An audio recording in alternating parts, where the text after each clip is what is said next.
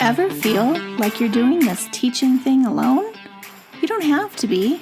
Shared teaching is all about sharing the workload through the power of collaboration and teamwork. Together, we'll walk through all the difficult parts of teaching and learn how to streamline our processes, fine-tune our time management, and develop a more manageable workload.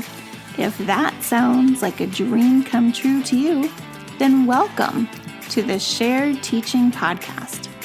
Let's share in the teaching to make those dreams a reality. Now here's today's Shared Teaching. Hello and welcome back to the Shared Teaching Podcast. I'm your host, Susan, creator behind Shared Teaching. I'm so happy to have you here again listening to this podcast with me. And today you are in for episode 103, where we're talking about setting up student organization systems. So at the time of this recording, it's the end of October. I can't believe I'm actually saying that. This year is going by so fast for me. And I'm sure by now kids are getting very settled into their class, into their routines, comfortable at their desks, and you're seeing a lot more messy desks, maybe some lost papers shoved in the back hole of their desks, right? So let's try to get your students organized by putting a surefire system in place that's going to really help stop those problems. So before I dive into some solutions, let's talk about what is a student organization system. So I consider within the classroom the student organization system of being how students are managing their own supplies and also the classroom supplies. So this could include their lunch boxes, their backpacks, their water bottles, the curriculum materials, their desks, and center supplies, and then anything else that the students are actually touching and using. So you really need to have a system for how it's getting used, because if you're not clear on what you are expecting from the students, then the students aren't going to be able to help you and keep those systems in place. I like to think through this process before I start the school year, but although I'm recording this end of October, any time of the year is perfect for a reset. Don't feel like you have to wait for like the day after a break or the beginning of a school year to make something like this happen. It can be any time, especially if you're at your wit's end. Now is the perfect time. Think through the process of what you want it to look like and create a solid plan in order to set up your students for future success. Knowing how to manage their supplies and keeping their things organized is a lifelong skill that's going to be very necessary when they move on to middle and then high school, right? Keeping those lockers organized, knowing how to keep their notes together, their homework turned into the right teachers. There's a lot that they're going to have to maneuver, so getting them a nice solid system now should help them even in next year's classroom. Okay, so I like to start with the basics. So when you're starting a system for your students, you really want to think about what they're going to use the most often. And generally this is going to be items that are in their desks, like their pencil boxes. The less items you can have students actually keep in their desks, the cleaner, usually, the desks will be kept each week. And of course, there's always going to be students that are the exception to this rule. And I think we all know those ones when I say that. Let's start with inside the student desk. Now, last year, this was a second grade classroom, I had a student that liked to keep part of their breakfast in their desk. Not even kidding you. So usually on Fridays, I would have desk cleaning day, and I would find open containers and things growing. Oh my gosh, it was so gross. So I'm sure you can think of a student either that you have now or in the past that this is very relatable to. And the truth is there's always probably going to be at least that one student who has those papers shoved in the back of their desk, and they're usually searching for a pencil or some kind of assignment on a daily basis. But building good habits and having a solid system is really going to help those students learn how to be organized, or at least attempt to be organized. So first, decide what's necessary to keep in their desk. Don't be afraid to send things home if they are not needed. At the beginning of the year, you might have students bring in like a new shiny box of 96 Crayola crayons with a built-in sharpener, or maybe this huge variety of glitter pens, right? And I tell the students that these would be perfect for keeping at home and working with their homework. And then I'll send a note home to the parent saying, hey, they're not part of the supply list. They're going to cause some issues in the classroom. and we're going to send them home so they can use them at home. That way, if the parents want to return them for the money, they can, but they're not in the kids' desk. They're not cluttering things up. They're not causing fights that other kids want to use them. They're just out of the way, right? So don't be afraid to have those conversations. When I first taught, not when I first taught, but when I taught first grade, I had my students keep their reading basils, because back then we had the trophy books. I don't know if any of you know that. By dating myself. It was a curriculum. So they had the reading books that they kept in their desk, and then their math books were kept inside their desk, and then everything else was kept outside of their desk. So we had community supply caddies, and their writing folders were kept in like a little bin on a shelf, and it worked really well for me. Now my second graders, on the other hand, kept quite a few things in their desks, and then as the year progressed, I noticed that we started having a few problems with that. But they had their pencil boxes, which were individual, because I did away with community supplies, COVID and all that. So I started going back to individual. Their writing folders, their math and reading books, all of those were stored inside their desks. So eventually I started keeping the reading books in a bin underneath my whiteboard, because it wasn't like a basal that they had to read all the time. It was a book they referred to every once in a while, maybe like we're talking every other month or so.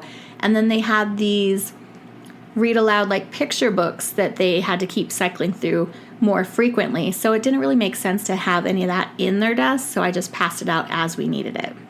And I also gave my students plastic 3-prong writing folders, and I noticed that those did not really hold up to the abuse of a school year and needed to be replaced for the following year, because they were getting shoved in the desk, and some kids were like pretty hard on when they put things like their math book or their science materials back in their desk, and it kind of broke the plastic folders. So I went back to pulling them out of the desk and keeping off to the side. Now, part of my new student organization was to make sure that those were easily accessible and in a spot that each student could get to them. And that's one thing that you want to make sure of as well when you're creating your system is, can the students get to them as they need them? Are they in a spot that they can reach, that is not going to be blocking any flow of traffic? All that kind of good stuff that you think of when you're planning out your desk arrangements and how your classroom flows.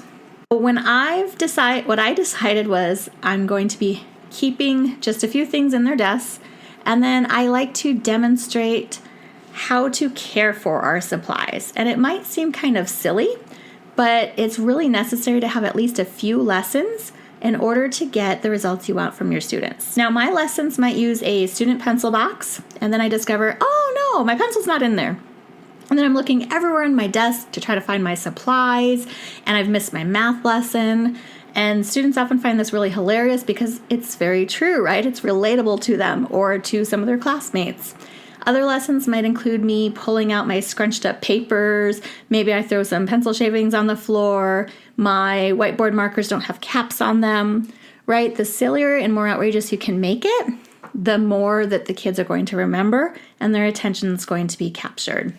And then, of course, I'm going to follow up these really funny lessons with modeling the right way I should store my supplies. This is going to include an anchor chart where I've drawn out the quote-unquote perfect student desk. You could also take a picture and blow it up, whatever works for you. And then I'm very explicit about how I stack my books and what side of the desk I place my things. I want all the students to be cookie cutters, right? They all should have their whiteboards on the left in their desk with their pencil box right on top of it. On the right side is their books in the order that we're using them throughout the day so that they can find them easy. And then as they're taking them out and putting them back, they're in the right spots and we don't have to worry about where is it? Is it on this side? Is it on that side? It's easier when you're very explicit. And the messier students really need those explicit directions. The next thing you want to think about is supply shelves. So if possible, consider having a bookshelf or two that's dedicated for storing student supplies. I like to use a bookshelf that houses a plastic book bin for each student. And then each book bin is labeled by number because I like to give my students numbers. And that's just a kind of classroom management tip for keeping materials organized year after year without having to relabel them They're just, you always have a student number 1, 2, 3, and so on. So each year you can reuse those same labels. Inside the book bin are the things that normally would go inside the student desk. So here we're keeping like a little tub that has individual manipulatives. There's science books, writing folders, notebooks, word study folders, and their headphones, because I noticed keeping the headphones inside their desk, we're getting the headphones destroyed. By keeping them out into the plastic book bin, it was keeping them a lot cleaner and easier to find as well without all the tangled cords. An alternative to having individual book bins is to just stack books and folders by tables. So on a bookshelf, you're going to stack all table 1's folders and books together. And then I like to give each table a number. So table 1, table 2, all the way to table 6, because I had 6 tables normally. I try not to do more than 6 tables. Usually I don't have a room that's that big anyway. So 6 is usually a good number for me. And then I have a really long laminated bookmarks where I taped 2 pieces of paper together so I could have it nice and long. Laminate it, and then it has the table number on it, and it helps keep the group supplies separate. So think of like a library shelf where you have those little sticks you can put in to mark where you take a book out. It's the similar kind of concept with the kids' materials on this shelf. And then when the kids come to pick up their supplies, they know, oh, I just grabbed from here to the next bookmark. That's all my tables. And they go back and give it to their table and pass it out from there. So I only have one person, I call them table captains, come up to get the supplies. So then that's a maximum of 6 kids coming to get the supplies versus, like the 25 kids all coming at the same time. Okay, the next system you want to think about is a student paper system. So after student supplies and their individual areas, you want to address the organization system for the papers. So all these photocopies of assignments really need to end up somewhere, so we need to find a good place for them. So the first thing we want to talk about is passing out and turning in assignments. So you can't have a complete student organization system without considering how you're going to pass out and collect their assignments. And there's many techniques to this. I personally like to have a student helper that passes out the papers, and I teach them how to count out enough papers for the table or the row. This way they're only passing out papers to a few students versus handing one to every student individually. It seems like a really small thing, but believe me, it saves you a ton of time in your classroom each day to pass out papers this way. Now, some teachers have a separate basket for each subject, and that lets students place their completed assignments in it. But I never seem to have enough table space or flat spaces to lay these baskets. So I like to use a 3-drawer system. It's like a Sterilite 3-drawer plastic organizer. And so my drawers are labeled file, copy, and grade. Students just simply place their work in the grade drawer. So I slide it open for them and they just come up and file it in the little drawer. And then I could also remove that drawer and take it with me if I want. But I simply remove the papers, I clip them, I put them in my school bag, and usually they come back again for just a nice trip in the car. And then I have blank rosters that I use for my grade book, and I highlight the student names that have any missing work, and then that's the way I can keep track of that as well. So another alternative to this, and one I used for my 4th grade students, is to give them a little bit more responsibility for turning in their work. And in this case, that means a file box with individual files labeled for each student. So they had a roster in the front of this file box, and I had written the assignments across the top, and they had to find their name and put a little check mark next to the assignment as they were putting it into the file. And that way I could easily see which assignments they were missing by just looking at that spreadsheet. And then after a while, I decided that was hard to have individual files, especially when it comes to grade, because then you have to take each paper out individually and grade it, put it back in, rather than just have a stack you can quickly flip through. So I decided that students instead would put their papers in one big file, but in number order. So then they were responsible as they were turning it in to put it in their order. And then that as well allowed me to easily return the graded assignments, which were put into another set, a second file box with their individual files. So I had one for turning in the work, and then I took it out for the turning in to put it in the receiving, I guess you could say. All right, now absent students is another way you can get tripped up on the paper trail here. And so if you've been following me for a while, you know I'm really in favor of the simple methods are the better methods. So I personally have a really hard time keeping up with absent students and their missing work, especially when I work in mostly transient schools. So the best thing that works for me is to provide them with the assignments right off the bat. So when a student is absent, the paper passer who's passing it out to all the groups, make sure that they count out an extra paper for that absent person. Whoever is responsible in the group of passing out the papers to the group is going to leave it on that absent student's desk. So when the absent student returns, the work is sitting on top of the desk for them. And that's it. I don't even give them a folder or nothing. You could if you wanted to. If you want to get all fancy, you can put a little special absent folder on the kid's desk. Now, if it's a graded assignment, when the kid comes back, I say, hey, you need to do that in here. You can't take that home. These papers go home. And I just take a minute in the morning to kind of explain that to them on the day they came back. So for missing work, I like to, again, use a roster. So if you're collecting grades or you put like who turned in their work, it's really easy to check off on a class roster and see what assignments are missing. So it doesn't have to be any fancier than that. And if you don't have a deadline for incomplete work, I suggest trying to have one because otherwise students might be turning in August work in February, right?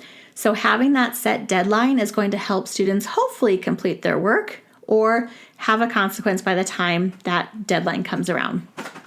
Now, you do want to consider your school district's policy on late work when you're developing your missing work procedure. And make sure you have one that is easy to understand and you share it with your families. They don't want any surprises either, right? So just be very clear and transparent. Tell them what this policy is so that everyone's on the same page. And if you want to go a step further, again, be all fancy, you can have it written out and you can place it in that absent work folder we were talking about, or you can just simply staple it to their packet of missing work when you're giving it back to them to complete. Okay, the next thing we want to talk about and the last thing about organization for students is their notebooks and folders. So because we're talking about paper procedures, obviously, we need to talk about notebooks and folders. Elementary students really consider color coding according to the subject. I've done this for many years, and I find it works so well, and it's really easy to say, put your work in your blue writing folder. That way, if they don't know what the writing folder is, at least they know what the blue folder is, right? And then they can easily put their work back. I also take it a step further and have a picture-supported label with student numbers on top of their notebook and folders. So the label might say like number 1 and have like a cute little picture of like a pencil so they know it's a writing folder. And it's labeled like that and it matches the notebook with the folder if they happen to have one of each for the subject. Attitude Magazine recommends also color coding to help students that have ADD to stay more organized. They have an excellent article that I'm going to link in this blog post or the show notes to this podcast episode rather. And in case you didn't know, I do have a blog post that matches every single podcast episode. So if you want to go back through and reread sections, refer to things, sometimes I have pictures that you can't really see in the podcast, then that's always in the show notes as well. But in this article, it's called The Messy Student's Guide to Order ADHD Organizing Tips. They explain that students that have ADD or ADHD do not have the fully functioning executive function part of their brains. And the executive function is what helps control our organization. So because there's this kind of like misfiring, that's leading to the disorganization, and they really can't help it. So having consequences for the kid being messy is not really going to help improve anything, but they do mention having a color coding or a set system to help combat these issues. So that's really just another awesome way you should be organizing because it also helps those students with ADHD. Another tip is to use dividers and sleeve protectors for organizing sections of notebooks or folders. Students can store papers in the sleeve protector. For example, I like to have my students put their finished writing in the back and the things that they are currently working on in the front. You can also have students place that finished work inside of the sleeves. Of course, this needs to be modeled for younger students. I'm thinking like first and second graders. They do tend to have some trouble getting the papers in the sleeves without crumpling them. So they might just be too young to kind of have this method yet. I would wait till maybe third or fourth grade to start having kids help put things in those sleeve protectors. But you also have to show them very carefully how to put things in the folder to close it without things being like in the fold, if you know what I'm talking about. And I also like to use editable notebook tabs for my students. This applies to the notebooks, of course, and the tabs allow students to quickly flip to the correct section of their notebook, and it saves me a ton of time in the classroom, just like my paper passing method. For my older students, it also shows them how they can organize their notes for the future. So I'm talking about middle school, high school. It gives them those ideas of, oh, I could do this. Remember how I did that before? And then they can make those connections of how to create helpful notes for themselves. We also create a table of contents that we reference all year. And if you're interested in learning more about those tabs, you can find the link to them in my TPT store on these show notes. And if you have any other ideas, or you have a favorite student organization system, I would love to hear from you. You can always write to me, Susan@sharedteaching.com, or when you leave an Apple review, you can put it in there as well when you reference one of your favorite episodes. And if you have any ideas for future episodes, I love those comments as well. So thank you so much for listening, and I will talk to you next time. Bye for now. If you've loved this show, then join me in sharing the teaching, hitting that subscribe button, and leaving us a review on iTunes, so we can be found by more teachers like you who are ready to start sharing the workload. I hope you've enjoyed this episode. Find new episodes each week on sharedteaching.com. Thanks for listening to the Shared Teaching Podcast.